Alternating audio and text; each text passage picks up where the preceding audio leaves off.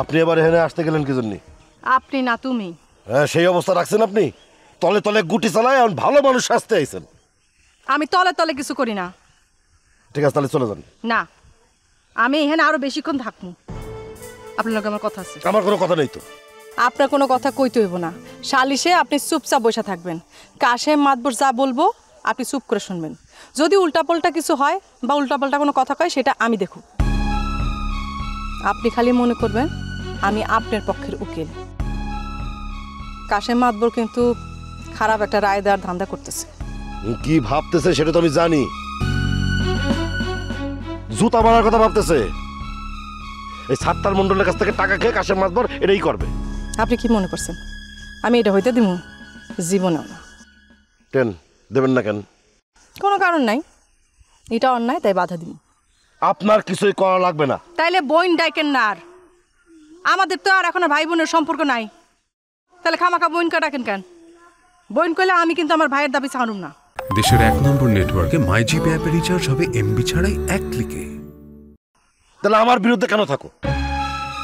সেটার উত্তর আমি আপনার এখন দিব না, কারণ দিলে পরে আপনি বুঝবেন না, মানবেনও না।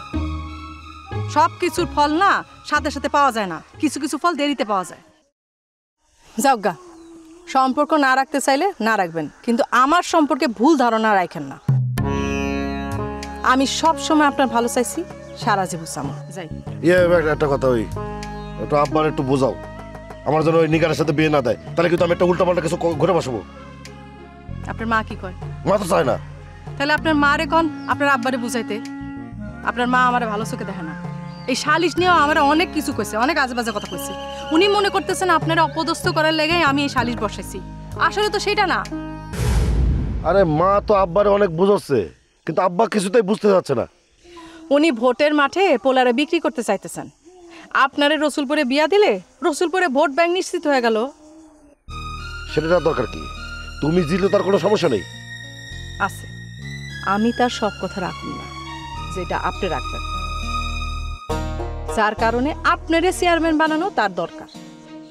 আমি জীবনেও নিগারে বিয়ে করবো না। সেটা আপনার ব্যাপার, কিন্তু রুহি আর আপনারা বিয়া করব না। কি বলতেছো? হ্যাঁ, রুহির উপর চাপ আছে। চাপ থাকলে তুমি ঠেকাও। অবশ্যই ঠাকামো, কিন্তু সেটা সময় লাগবে। ততদিন আপনার আবার বিয়া না হয়। রুহিরে চাপ দিচ্ছে কিনা আব্বা? সেটা জানা আপনার দরকার নাই। আপনার এখন একটাই সমাধান, অপেক্ষা করা। এটা ছাড়া আর কোনো সমাধান নাই, বুঝতে পারছেন? আমি যাই। মানে